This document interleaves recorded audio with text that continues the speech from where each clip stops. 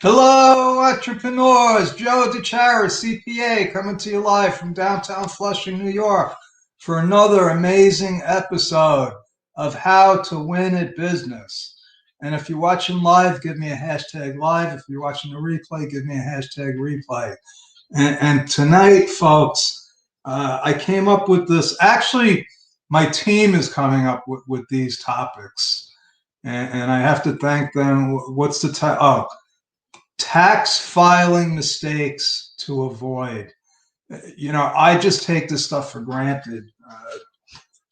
And I said, oh, this is a topic. And then I started listing some of the things that people do that get themselves into trouble. And it's a never ending list.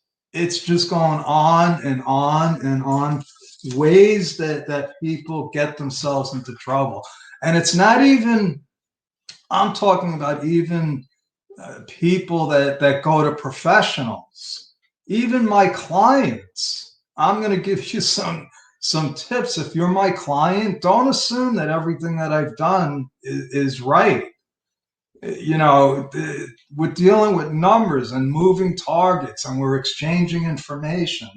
So, let's go through some of the main things that people do to that get themselves into trouble. So, the first step, whenever I do a return, I don't care if I've done it 100 times, I look at last year's return, including my own. When I do my return, I'm looking at, last year I made a couple of mistakes on my, they were minor mistakes, but I just wasn't paying attention. I'm the last person that gets filed, but mistakes can be made. So when you look at last year, you might even find a mistake that's in your favor, and then you could file an amended return, which is always nice.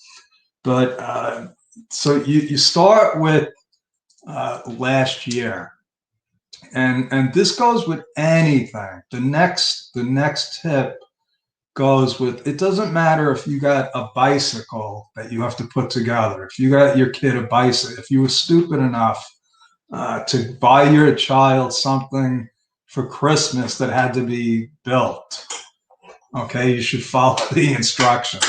And it's the same thing with your tax returns.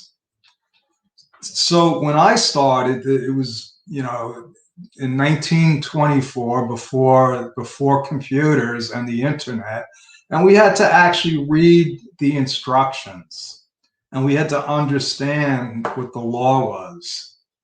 So those instructions are still there.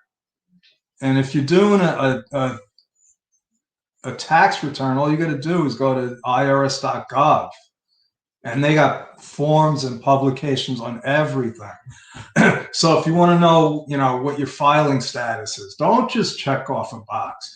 You see, so when I started, everything was on pencil and paper, literally, and everything was reviewed if it was done properly. If you were in a firm where somebody did the return and then somebody else reviewed it, that's the right way to do it. Okay. Uh, Now it's become less of the instructions and more computer inputting.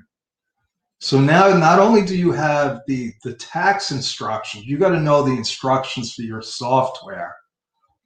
And let me tell you something, it's not an easy task. So whether you're doing it yourself or you're having a professional do it. So there's a lot of moving parts, and that's how errors are made.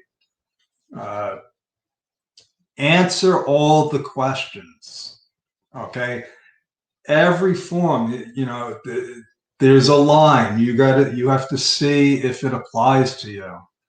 There's a question now on the tax returns if you have done anything with virtual currency. Because guess what, folks? Right now it's going to be an issue. I'm sure they have it figured out on how they're going to account for cryptocurrency, but it's a question on a tax return. If you don't check it off, yes or no, uh, you get a bad point. So you got to answer all of the questions. If you're getting an earned income credit, if you're claiming any kind of credit, make sure that you answer all of the questions. When you're done with the return, print it. Don't assume that the computer uh, put everything in the right places. So you print it and you compare it to last year's return. Okay. If you don't want to mail it, the days of mailing returns are over. They don't like them. They don't like paper. And when I say they, I'm talking about the machine, the IRS. They like digital. So if you file digitally, don't assume that it was filed. I've run into problems with my tax software where it told me it was processed. It was processed at my software company's level, but there was a problem at the IRS level, and a couple of them got through, and we got penalties. I got the penalties abated because of reasonable cause, but the bottom line is that mistakes happen. Don't mail anything, not even a check. If you owe the IRS money, if you're going to mail something, then at least get a certified return receipt, so that later on you'll be able to prove that you made an attempt to file and pay.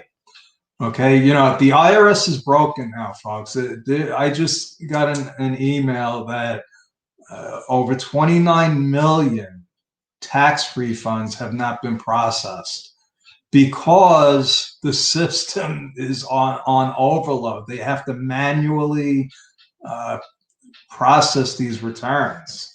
They have to manually process returns, and it's not a good picture. It's not a pretty picture. So if I've had my banner going here. If you want to connect with me, I welcome you to chat with me. Go to Time with Joe. I'd love to talk to you about business.